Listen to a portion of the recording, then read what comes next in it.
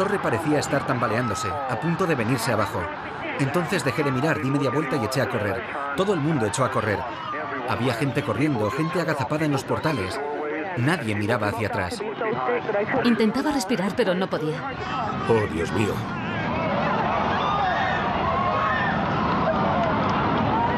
Dios mío. Ha caído la torre. Hay una inmensa columna de humo. ¡Vámonos, vámonos!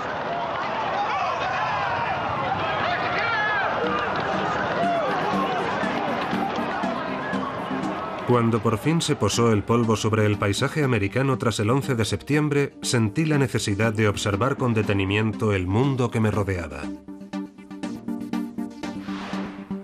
Parecían emanar preguntas e incertidumbres de todos los ámbitos de la sociedad.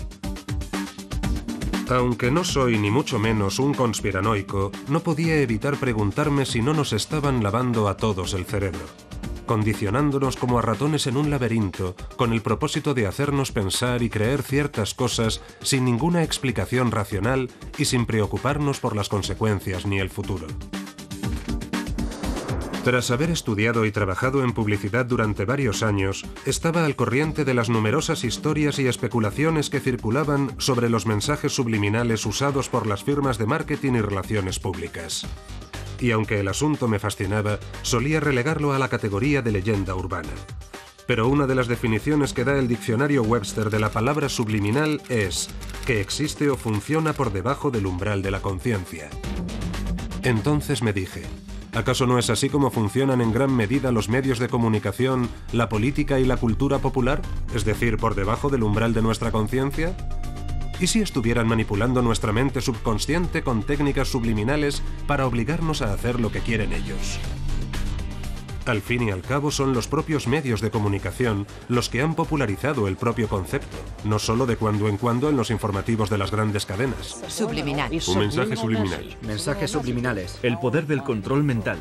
Sino difundiendo y trivializando el tema en películas, programas de televisión y anuncios como este. Hey, have you heard about the crazy new way to send a message today? It flashed on a screen too quick to see, but still you get it subliminally. Ladies and gentlemen, the 59 Chevy. See it? Isn't it beautiful? You used a subliminal cut. Oh, quite a few subliminal cuts from some photos I made.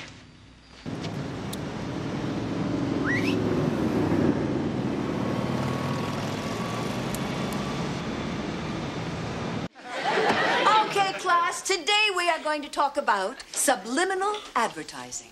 What's that? Scully, are you familiar with subliminal messages? You mean like sex and ice cubes of liquor ads? Why would anyone want this shit job? Because it affords them other interesting opportunities. Like splicing single frames of pornography into family films? Yvonne et Miage. They keep saying that. Let me play this backwards. Join the Navy. They're recruiting people with subliminal messages. Oh, what do you expect? Those bastards turned a whole generation of Americans into smokers with their damn subliminal advertising. Subliminal. It's a subliminal message Broadwave to trigger. I've been seeing this code pop up all over the last few weeks. It's Alliance, and it's high military.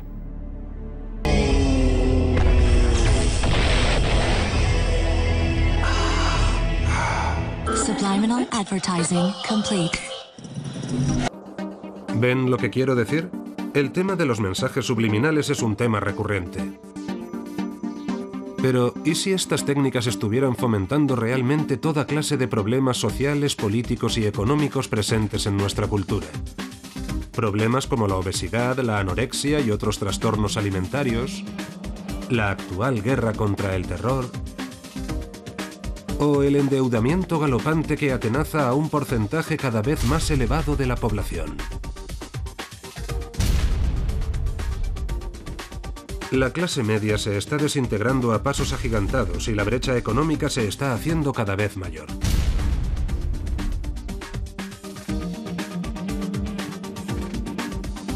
No obstante, y pese a la actual recesión económica, nuestra tasa de consumo no se ha ralentizado.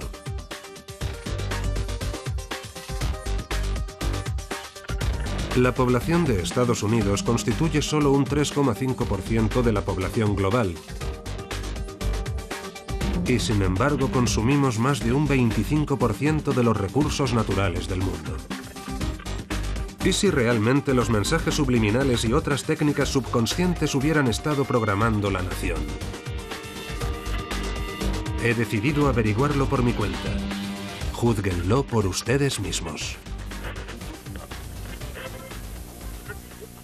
Como punto de partida tenía que adentrarme en los mecanismos internos de la mente subconsciente. Así que me entrevisté con el hombre al que considero el padrino de la publicidad subliminal, Wilson Bryan Key. En los años 70 y 80 escribió 4 libros sobre el tema, entre ellos El superventas seducción subliminal. Si ves algo, o hueles algo, o oyes algo, tu cerebro lo asimila prácticamente a la velocidad de la luz y lo retiene todo. Pero solo una porción muy limitada de todos esos estímulos se convierte en una percepción cognitiva o consciente. Uno de los primeros en reconocer el proceso inconsciente hace ya bastante tiempo fue Aristóteles, en uno de sus escritos. Sigmund Freud fue la primera persona que probó de una forma coherente la existencia del inconsciente. Postuló que la gente tiene muchas emociones e impulsos de los que no es consciente. En su día, las teorías de Freud fueron muy polémicas. Porque en cierto sentido le estaba diciendo a la gente cosas que no le apetecía oír. Freud usó una serie de técnicas para determinar cuáles eran los conflictos inconscientes de las personas, y una de ellas tenía que ver con la interpretación de los sueños. Freud creía que cuando dormimos, la barrera que separa el consciente del inconsciente se relaja, y lo que experimentamos en sueños delata nuestras verdaderas motivaciones inconscientes. Freud escribió un libro interesante sobre el uso social de estas técnicas, advirtiendo de que es peligroso jugar con ellas. Porque no las comprendemos, o es probable que no las comprendamos, y pueden desencadenar una reacción patológica en nosotros. En América, todo empezó realmente con Ed Bernays, quien importó y utilizó algunas de las teorías psicoanalíticas de Freud para ofrecer a la gente, en sus decisiones de consumo, sucedáneos de sus impulsos más primarios. En su libro Propaganda, Bernays dijo que el deber de los expertos en marketing era guiar a la población, que si no sería ingobernable, irracional y libre, para llegar a un consenso, una decisión que fuese responsable. Según él, la filosofía del marketing debía consistir fundamentalmente en manipular y motivar a la población. En tiempos como estos, la mayoría de los hombres se vuelven altamente sugestionables. Están dispuestos a escuchar cualquier voz que goce de un mínimo de autoridad. Están dispuestos a escuchar a cualquier persona que les diga lo que está mal y lo que hay que hacer para arreglarlo. Y la mejor forma de vender algo es hallando acceso al inconsciente. De esta forma no estamos vendiendo simplemente un producto o una imagen o a un famoso en una película. Se los estamos haciendo accesibles a los procesos inconscientes de millones de personas.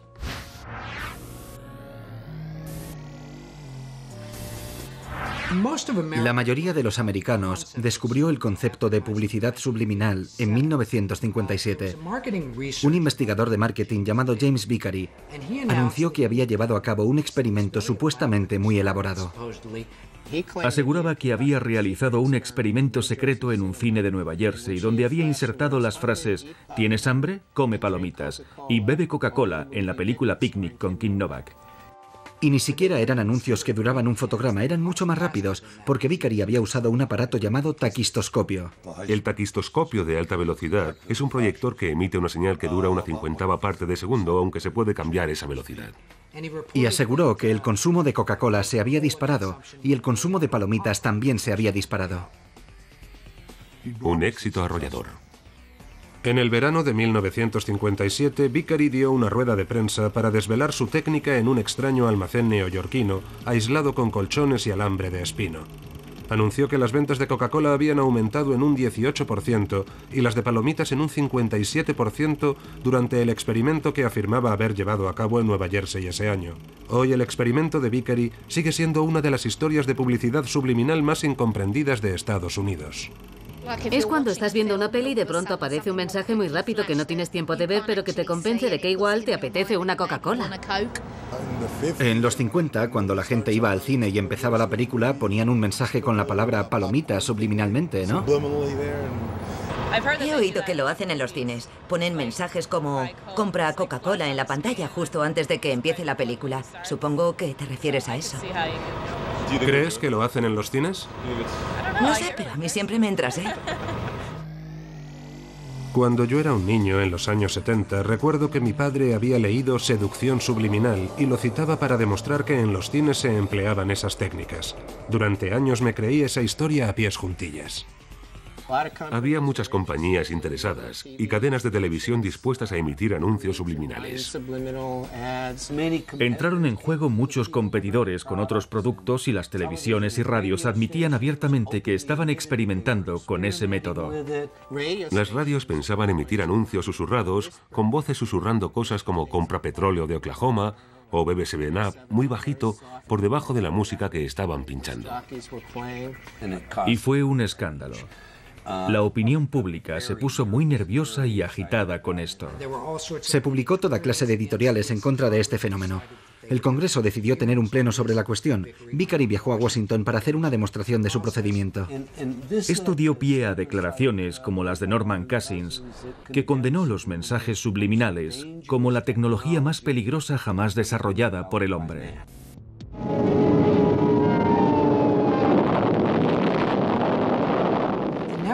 Las cadenas decidieron bastante rápidamente que les interesaba impedir que el Congreso tomase cartas en el asunto.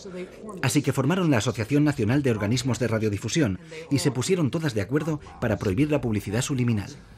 Y adoptaron la tesis de que no funcionaba. Trataron de calmar la ansiedad de la opinión pública, insistiendo en que no era eficaz. Vicari abandonó la consultoría y se medio jubiló. Más adelante admitió que, básicamente, todo era un montaje. El experimento que decía haber llevado a cabo, en realidad no lo había llevado a cabo. Desgraciadamente, al padrino de la publicidad subliminal se le olvidó mencionar este hecho en sus superventas de 1973. En lugar de eso, ha seguido perpetuando esa creencia hasta nuestros días. El consumo de palomitas y Coca-Cola aumentó considerablemente. Y hay una pizca de verdad en ello. Ha habido otros experimentos. Es de suponer que pudo haber un aumento moderado en las ventas de esos productos a raíz de órdenes como bebe Coca-Cola, pero desde luego no de la magnitud que sugirió él. Pero una vez ha salido el genio de la botella, es muy difícil volver a meterlo. Desde entonces ha existido esa especie de mito de la publicidad subliminal. Aunque el experimento de Vicari tuviera más que ver con el folclore que con la realidad, no se puede negar que ha generado una gran cantidad de investigaciones adicionales en este campo. En los 50, los investigadores de la motivación desarrollaron una gama de aparatos electrónicos con los que medir las reacciones inconscientes de la gente, como por ejemplo la respuesta galvánica cutánea, es decir, las imperceptibles fluctuaciones en la cantidad de sudor en la piel del sujeto en función de su estado de ansiedad, o los latidos del corazón. También tenían cámaras especiales en supermercados para medir la dilatación de las pupilas, que supuestamente indicaba lo interesada que estaba una persona en un producto. He examinado los numerosos estudios publicados en revistas científicas desde finales de los años 50 y he descubierto que la mayoría ofrecían pruebas de la capacidad que tiene nuestra mente para registrar percepciones subliminales. Con la llegada de nuevas tecnologías como la tomografía por emisión de positrones o PET y la imagen por resonancia magnética mejorada o IRM, estamos viendo salir a la luz cantidad de nuevas investigaciones que muestran qué zonas del cerebro se ven afectadas por la estimulación subliminal. A mediados de los años 80, la firma Kilborn y Asociados llevó a cabo un experimento fascinante, partiendo de dos anuncios reales en los que creía haber identificado insertos subliminales. Uno de ellos era un anuncio de Marlboro, en el que aparecían dos vaqueros a caballo sobre un fondo rocoso. Y supuestamente una de las rocas tenía forma de falo erecto. Así que contrataron a un artista para que retocara la imagen y quitara el falo, para tener un grupo de control. Enseñaron la imagen a una serie de personas para medir sus reacciones galvánicas cutáneas y descubrieron que la imagen con el falo tenía un efecto mucho mayor que la imagen sin el falo.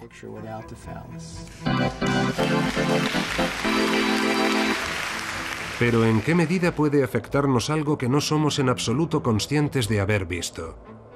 Contacté con un prestigioso investigador en este campo para recabar su opinión.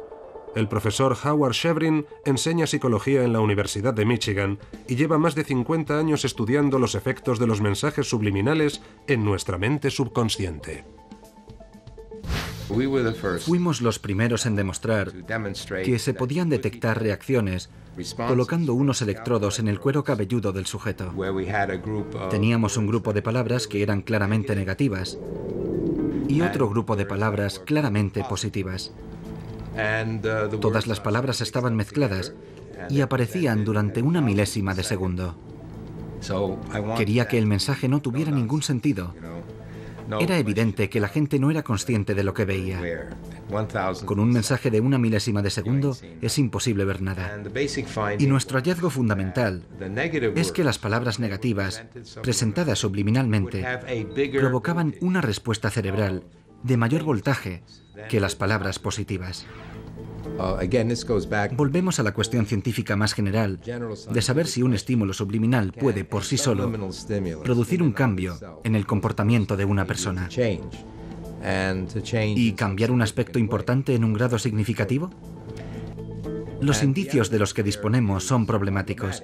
Hay estudios que dicen que sí y otros que dicen que no.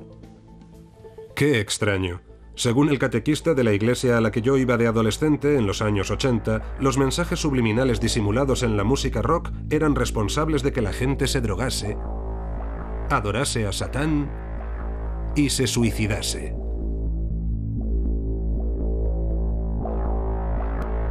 Y supuestamente todo comenzó con los Beatles.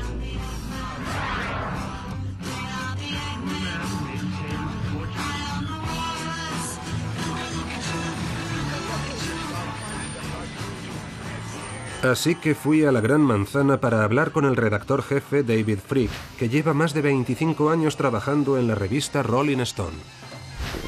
Hay canciones como Tomorrow Never Knows en las que incluyeron muchos sonidos de cintas al revés y sonidos deformados. También está todo el tema de los cantos tibetanos que John Lennon intentaba recrear, primero en su cabeza y luego en cinta y en los discos. El origen de todo, creo, es algo que encontraron al final de Strawberry Fields. Ya, he enterrado a Paul o una frase por el estilo. He enterrado a Paul. Efectivamente, es una forma de manipulación, de sugestión, pero lo han hecho en nombre del arte, en nombre de la expresión. En la canción Revolution 9, el título se repite muchas veces dentro de la canción, y la verdad es que si lo escuchas al revés, Revolution 9 suena igual que Excítame, hombre muerto. Excítame, hombre muerto. Excítame, hombre muerto. Excítame, hombre muerto. Excítame, hombre muerto. Excítame, hombre muerto. Hay una gran diferencia entre, digamos, los mensajes invertidos y el potencial artístico de la manipulación del sonido. Hay que establecer una distinción entre lo que yo llamo los mensajes invertidos premeditados y los que son puramente accidentales. Por ejemplo, se ha descubierto que si dices en inglés las palabras Jesús te ama, las grabas y las escuchas al revés, suena igual que nos huele a salchichas. ¿En serio? Bueno, vamos a ver si es cierto. Nos huele a salchichas. Pues sí, casi suena igual. Lo que esto demuestra es que nuestra mente tiene una increíble capacidad para identificar patrones y somos capaces de encontrarle sentido al mayor sinsentido. Yo diría que el caso de Revolution 9 es una mera coincidencia. Contactamos con los dos supervivientes de los Fabulosos 4, pero ambos se negaron a hacer comentarios. Otro músico que sí estaba dispuesto a hablar con nosotros es el cantante Jeff Tate, del grupo ganador de un disco de platino Queensryche. Como fan de su música pensé que tendría algo que decir sobre el asunto.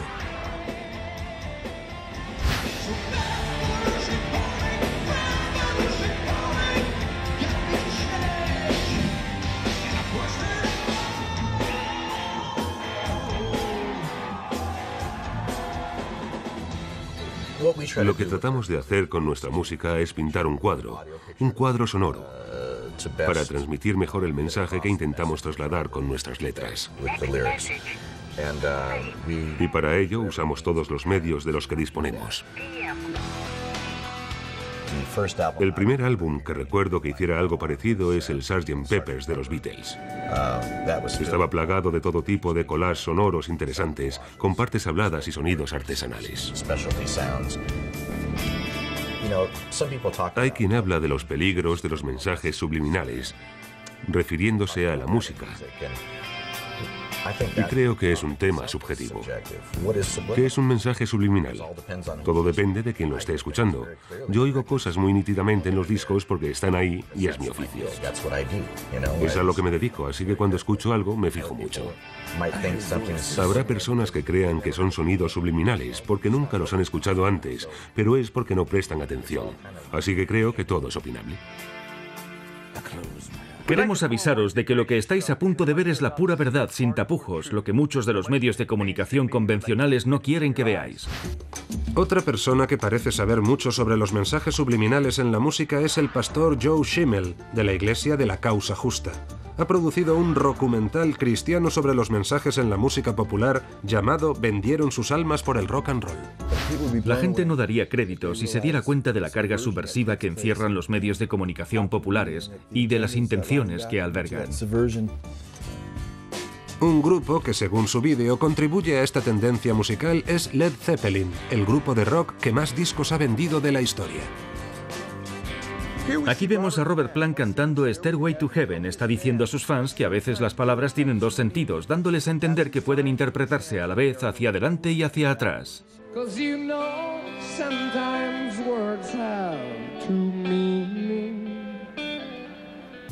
Pero si lo escuchas al revés, hay 25 palabras seguidas que dicen básicamente: se lo dedico a mi dulce Satán, quiero vivir al revés como los Zeppelin, cuyo poder es Satán, él te dará 666. Un técnico de sonido de grupos de rock, Andy Jones, accedió a entrevistarse con nosotros para poner los puntos sobre las íes. Ha trabajado con algunos de los grupos más famosos de la historia y ha producido los discos 2, 3, 4 y parte de Physical Graffiti de Led Zeppelin.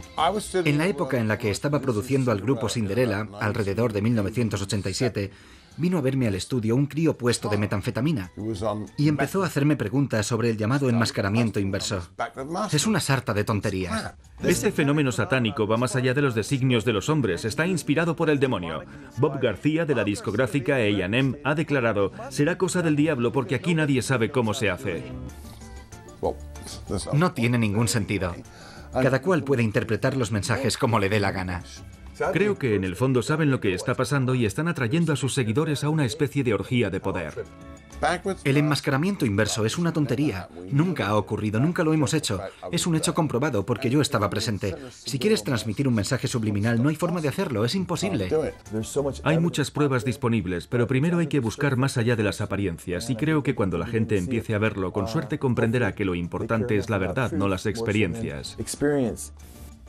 Mientras el jurado seguía deliberando, se me ocurrió una forma de llegar a mi propio veredicto y llevé a cabo un mini experimento con un pequeño grupo de estudiantes de instituto que no estaban al corriente de los supuestos mensajes satánicos de Stairway to Heaven de Led Zeppelin.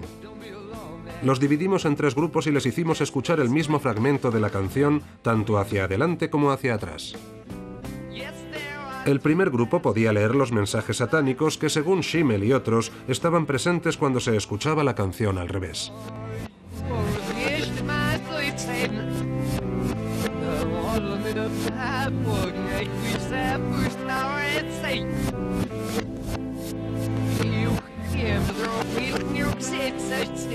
Todos los sujetos de este grupo admitieron que habían oído los mensajes invertidos que les habíamos enseñado.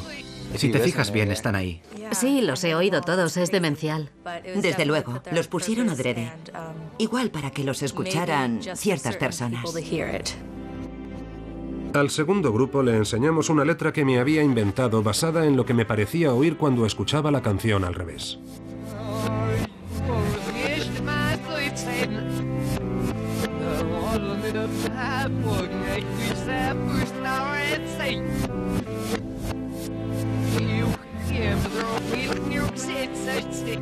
Todos los sujetos de este grupo también admitieron que habían oído los mensajes que les enseñamos.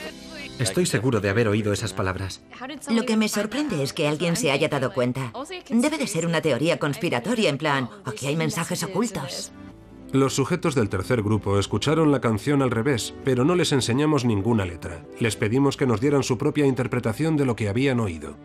Ninguno de ellos fue capaz de descifrar una sola palabra por su cuenta. Lo único que he escuchado ha sido la música. Sonaba un poco como si estuviera en otro idioma. Daba un poco de miedo. Sonaba como si las palabras quisieran decir algo, pero en otro idioma. Así pues, parece que efectivamente la gente está preparada para oír lo que se le ha dicho que va a oír. Si un grupo o las oscuras fuerzas del maligno han ocultado esa clase de mensajes invertidos en su música, no parece probable que nadie los vaya a encontrar a menos que se le diga de antemano lo que tiene que buscar. Si te apetece oír la voz de Satán mientras suena Stairway to Heaven al revés, eso es exactamente lo que vas a escuchar. Encontrarás la manera de oírlo. El cantante Mark Mothersbaugh es uno de los miembros fundadores del grupo Divo.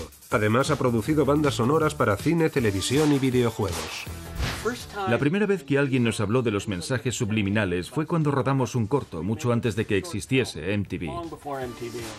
Se llamaba En el principio estaba el fin, la verdad sobre la de-evolución. Cuando lo estrenamos, vino alguien a vernos, una mujer. Estaba realmente enfadada y nos dijo, sé lo que estáis haciendo, sé lo que os traéis entre manos. Le dijimos, ¿cómo? ¿Qué quieres decir? Y dijo, sé lo que estáis haciendo, lo he visto en la pantalla. He visto las palabras sométete y obedece. Le dijimos, vaya, pero ¿de dónde has sacado tú eso? Estábamos todos un poco alucinados. A raíz de eso nos pusimos a pensar, a partir de ahora tenemos que poner mensajes subliminales en nuestras cosas. A mí eso de los mensajes invertidos, todo ese rollo de los Beatles y Paul ha muerto, me hacía gracia. Es normal que un fan busque esa clase de cosas y quiera encontrarlas. Creo que la idea de que sea algo oscuro o malévolo es propia de la mentalidad paranoica de gente a la que ya de por sí no le gusta la música. Nunca he visto pasar nada malo relacionado con los mensajes invertidos.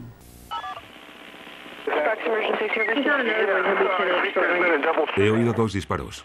Vale, ¿dónde los ha oído? En mi patio trasero. ¿Hay algún herido? Parece que hay 2 cadáveres. No he querido salir a mirar.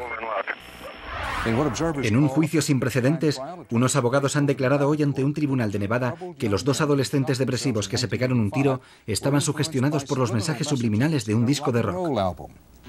Los miembros del grupo británico Judas Priest estaban hoy presentes en un tribunal de Nevada cuando alguien describió uno de sus discos como un disco asesino. Oyeron que para ser un héroe hay que morir. Los 2 chicos escucharon el álbum Stained Class una y otra vez, sobre todo la canción Better by You, Better Than Me. Lo que ocurrió es que en un momento dado empezaron a mirarse y a repetir las palabras hazlo, como un cántico, hazlo, hazlo, hazlo. Habían cogido la escopeta de su padre y se fueron al patio de su instituto. Belknap se puso la escopeta debajo de la barbilla, apretó el gatillo y se mató. Vance tuvo un momento de vacilación, sujetó mal la escopeta y se voló la cara. Me gustaría decir que estos individuos son unos asesinos. Creo que han asesinado a Ray. ¿Hay un mensaje subliminal en la canción Better by You, Better Than Me que dice hazlo? Por supuesto que no. Oí la palabra hazlo, pero no sé en qué contexto ni por qué estaba allí. La identifiqué aproximadamente unas 7 veces. Es muy difícil porque están en un nivel subliminal.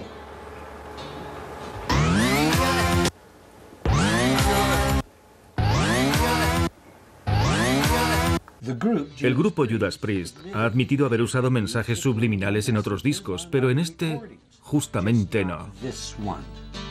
Son los supuestos mensajes subliminales los que han llevado este caso ante los tribunales. Otros casos similares en los que se alegaba que la música era dañina han sido desestimados, porque las letras están protegidas por la primera enmienda. Pero en este caso, el juez dice que los mensajes subliminales no están amparados por la libertad de expresión. Lo que se juzga aquí es el concepto mismo de sugestión subliminal. Un tribunal de justicia no es el lugar adecuado para divagar sobre las capacidades ocultas de la mente humana. Llevamos al juez al estudio y le hicimos escuchar las 24 pistas que se mezclaron para producir este disco. Le enseñamos cómo se mezcla un disco. En una de las pistas, después de un arreglo de voz, había una respiración combinada con una guitarra. Y si la escuchas con esa idea en mente, pensando que lo que dice es hazlo, puedes oír hazlo. El mensaje estaba allí, en efecto, y eso me desconcertó mucho. El juez concluyó que estaba allí, pero accidentalmente. Para mí, eso no tenía ningún sentido. CBS Records nunca hizo público el máster original. Se debería haber incautado el máster original de 24 pistas para que pudiéramos determinar si el mensaje había sido insertado intencionadamente o no era más que una coincidencia sonora. Así que, para mí, eso ya fue la gota que colmaba el vaso. Y el juez dictaminó que, al fin y al cabo, esos jóvenes tenían toda clase de razones para hacerse daño y no había argumentos de peso para llevarlo a juicio. Los defensores de las víctimas intentaron hacernos pasar por unos adoradores de Satán enloquecidos por las drogas y nada más lejos de la realidad. Es absolutamente ridículo, un disparate. Y la gente no se da cuenta de que somos seres humanos con sentimientos, como las demás personas. Otra cosa es que no siempre cantemos canciones de amor. La música nos hacía sentir poderosos. Hacía volar nuestras emociones. Subir, bajar, subir, bajar. Era como una droga, un estupefaciente. Retrospectivamente me doy cuenta de que era una música que podía volverte loco. A ti te volvía loca. Pues sí, la verdad es que me sacaba de quicio. No podía aguantarla y tu comportamiento empezó a cambiar. Y no siempre se puede culpar a los padres, a la industria musical, a las películas y a la televisión, pero tenemos que reconocer que todos esos factores pueden influir en los niños y sus decisiones, así que habría que fijarse en todas esas cosas y tenerlas en cuenta. Por una vez no podría estar más de acuerdo con el pastor Schimmel, y como cineasta tenía que profundizar en la forma en la que la industria del cine y la televisión nos afectan inconscientemente.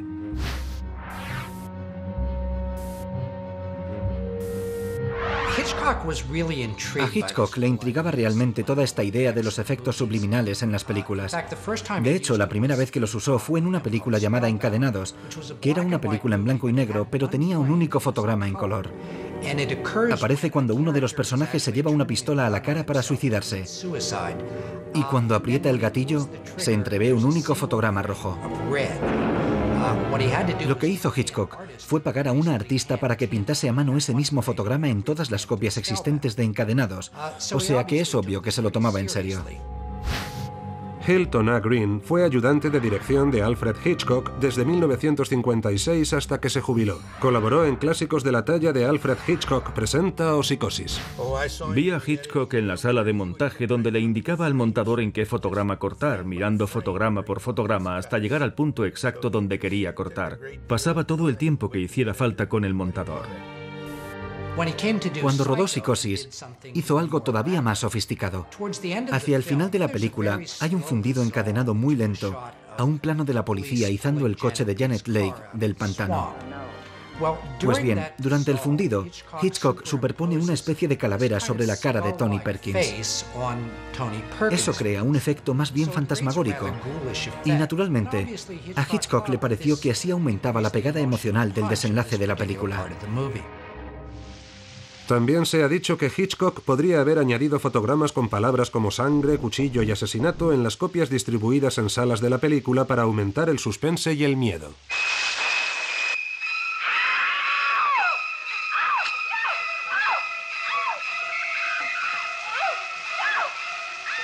Los espectadores son muy sugestionables. Tengo la sensación de que se puede llevar a un público donde uno quiera, como hacía Hitchcock, y creo que eso se puede conseguir con mensajes subliminales. Sería muy eficaz.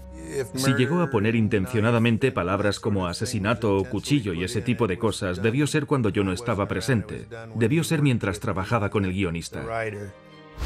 Christopher Coppola es guionista, productor y director, y también aprendió bajo la batuta de su padrino, el compositor Carmine Coppola, en la película Apocalipsis Now. Cuando Walter Merch y Richard Beggs usaban sonidos electrónicos en la banda sonora de Apocalipsis Now, siempre añadían sonidos reales por debajo, sonidos que no tenían que ver con la imagen, para hacerle sentir algo determinado al espectador, o cualquier cosa que potenciara el aspecto aterrador de esa guerra. Coppola no solo deseaba ser muy riguroso, sino también calar muy hondo en la psique del espectador. Había toda clase de trucos, de cosas que pasaban en la banda sonora de la película. Durante el ataque con helicópteros en la aldea, hay un puente de madera que salta por los aires, así que se oye la explosión de cada uno de los maderos. Pero lo mezclaron con sonidos de bolas de bolos, derribando unos palitroques.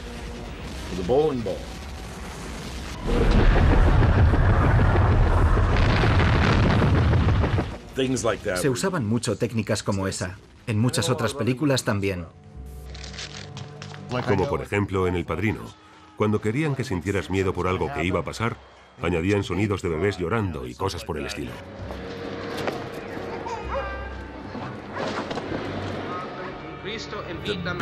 El llanto de un bebé es imposible de ignorar, porque de otra manera la especie humana no tendría futuro. Por eso es tan irritante el sonido de un bebé que llora. No puedes no hacerle caso.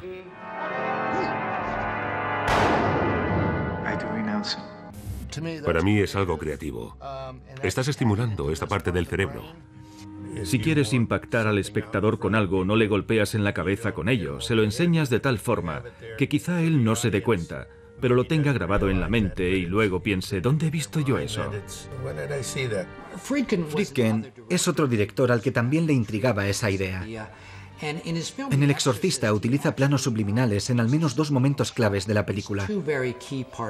Uno de ellos aparece durante una secuencia de sueño.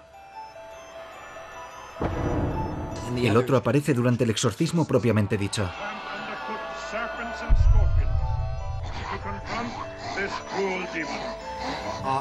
Lo que uno ve son dos fotogramas muy breves con una especie de cara cadavérica. Mis hermanos y yo parábamos siempre la película cuando aparecía ese fotograma. Es tan aterrador que ni siquiera quieres mirarlo. Tiene un efecto sobre el espectador. Así que la pregunta es, ¿cuál es el propósito del director? En mi opinión, El Exorcista fue una película rompedora. Nadie había hecho algo así antes. Friedkin estaba experimentando realmente con el concepto de miedo. El director David Fincher ha aplicado técnicas similares en algunas de sus películas, entre ellas Seven, donde inserta dos fotogramas muy cortos en la conclusión para aumentar el efecto dramático del desenlace, cuando el protagonista, interpretado por Brad Pitt, se entera de que su mujer ha sido asesinada.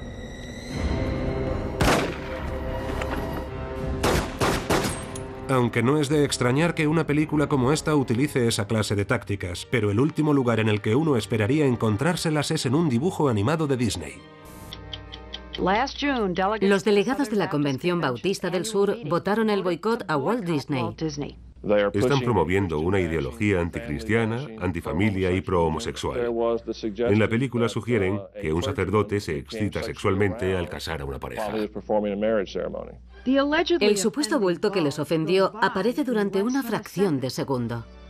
Pero si uno ve la escena a cámara lenta, puede parecerle que, efectivamente, el sacerdote está más que contento de ver a Ariel. Ahí. ¿Qué es eso? Salta a la vista que es su rodilla. Todo el mundo sabe que es su rodilla. No todo el mundo. Exigimos un cambio en Disney o acabaremos con Disney. ¿Y qué decir de todas las imágenes sexuales supuestamente escondidas en otras películas de animación de Disney? Por ejemplo, este símbolo fálico en el fondo de un póster original de La Sirenita. O la palabra sexo escrita con pétalos de flores en el firmamento en esta escena de la versión estrenada en cines y editada en vídeo de El Rey León.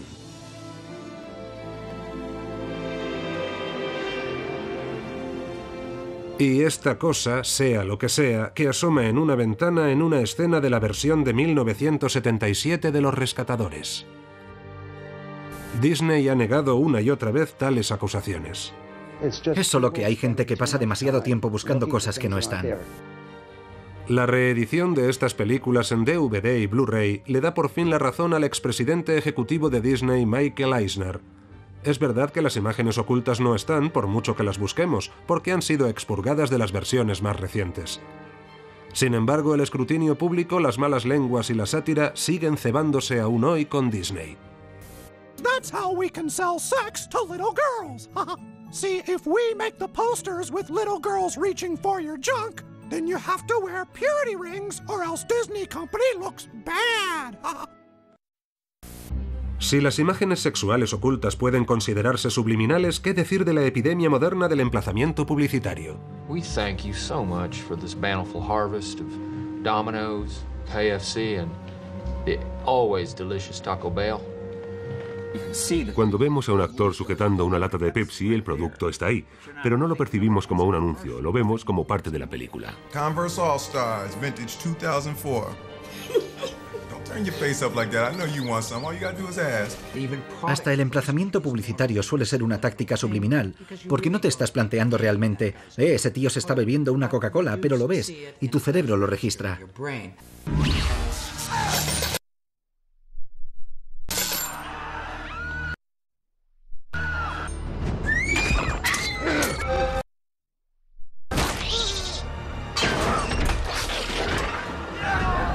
Creo que esa es la mejor forma de hacerlo. Es mejor que tirarle un producto a la cara al espectador.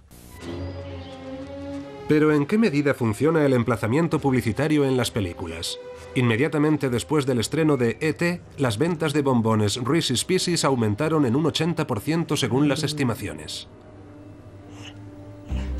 Así que, en cierto sentido, creo que se podría decir que el emplazamiento publicitario es quizá la forma más exitosa de publicidad subliminal. I want the perfect food.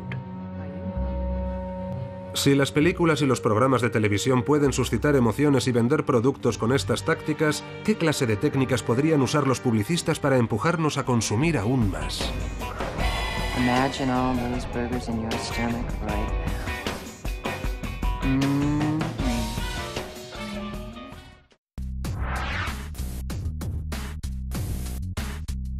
Jerry Mander estuvo trabajando durante 15 años de ejecutivo publicitario en los años 60 y 70. 5 de ellos trabajó de asociado y presidente de una agencia publicitaria de San Francisco. Es más conocido por sus libros 4 buenas razones para eliminar la televisión y En ausencia de lo sagrado. El telespectador medio ve unos 30.000 anuncios al año. Son 30.000 repeticiones de un mismo mensaje. Y ese mensaje dice, compra esto, haz lo otro, te hará sentir mejor, te va a gustar. Si no lo haces, probablemente no estés en la onda. Esto va a resolver ese problema que tienes 30.000 veces.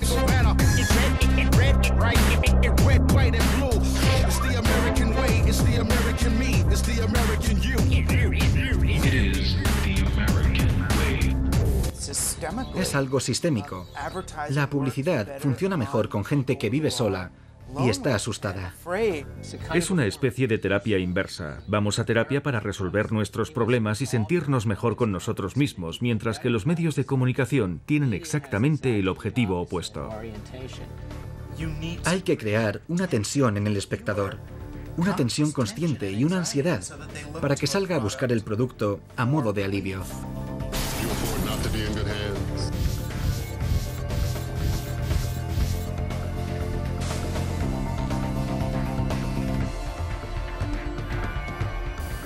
Si la gente es feliz, no compra cosas que no necesita.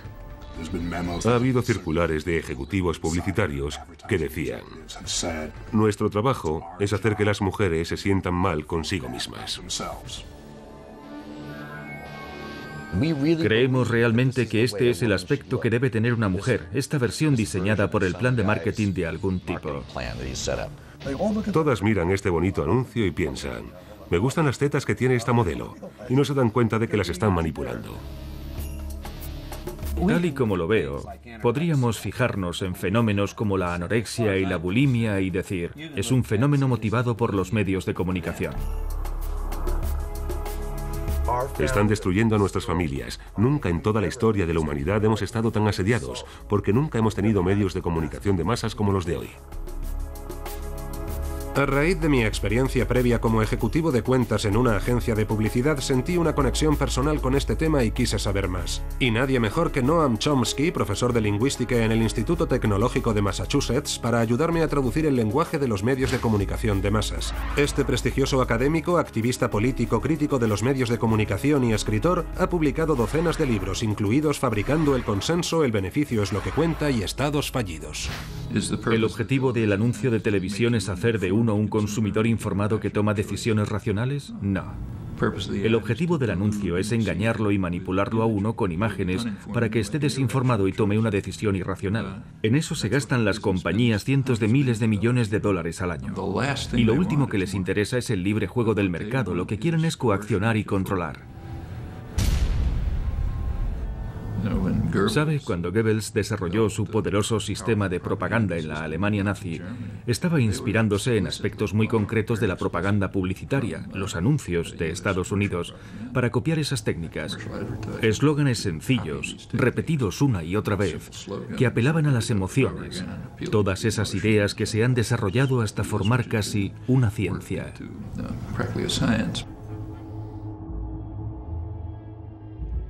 Anne Simonton ha sido top model y ha llegado a aparecer en las portadas de Vogue, Glamour y Sports Illustrated. Hoy, la fundadora del Observatorio de los Medios es una eminencia en el estudio de los efectos de los medios de comunicación de masas. Mientras no hagamos algún tipo de análisis crítico, algo que nos permita analizar el fenómeno en profundidad y comprender lo que se nos está vendiendo y cómo nos dejamos manipular, a la gente le seguirá gustando dejarse manipular. Los anuncios son divertidos. La realidad es aburrida. You take the blue pill. The story ends. You wake up in your bed and believe whatever you want to believe. You take the red pill. You stay in Wonderland. And I show you how deep the rabbit hole goes.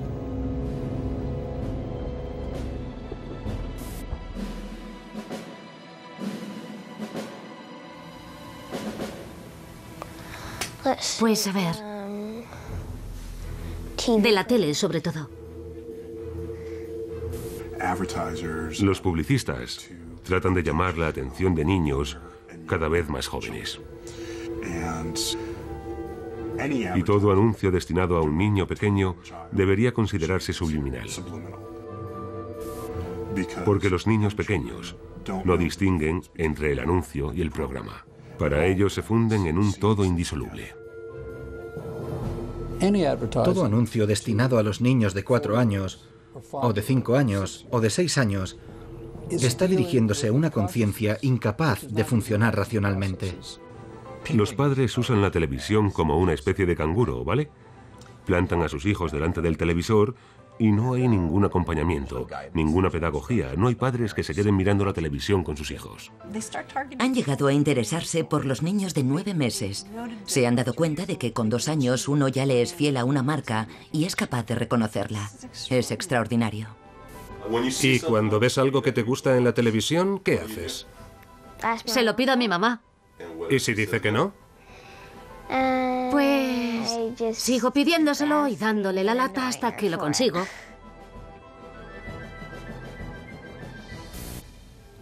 Todos los estudiantes de psicología estudian los 4 impulsos fundamentales, las 4 Cs. Combatir, correr, comer y copular. Cuando te las explican así, es imposible olvidar las 4 Cs. En nuestra sociedad, que está gobernada en gran medida por publicistas que nos motivan para consumir, acabamos con un 5.º impulso. Más. Cada vez más.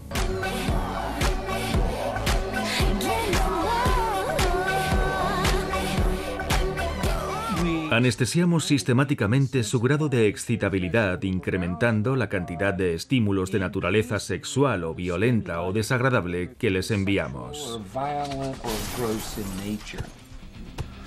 De esta forma, el más empieza con un quiero más estímulos. Y luego esto se propaga a todo lo demás, ya sea más comida, más alcohol y drogas, más coches, más dinero, más poder, más mujeres, más.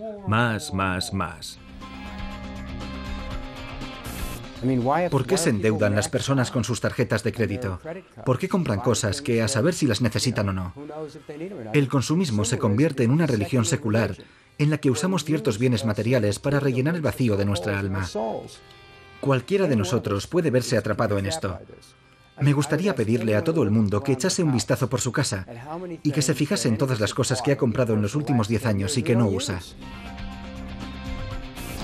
El mero hecho de saber lo que está pasando no le protege a uno de los efectos. Da igual que uno sepa perfectamente que han puesto a una modelo despampanante en un anuncio para que te excites solo pensando en una cerveza. El hecho es que va a seguir funcionando. Todos consumimos y actuamos y nos comportamos exactamente como quieren que lo hagamos. Es lo que hace la Iglesia, es lo que hacían antiguamente los monarcas, es lo que hacen los publicistas. Y el juego no ha terminado. Hay quien se pregunta si ha habido un anuncio subliminal, si hemos vislumbrado un producto durante una fracción de segundo. Pero ¿hasta dónde llega el juego? ¿Cuáles son las reglas? ¿Se usa realmente la publicidad subliminal para garantizar que la banca siempre gane?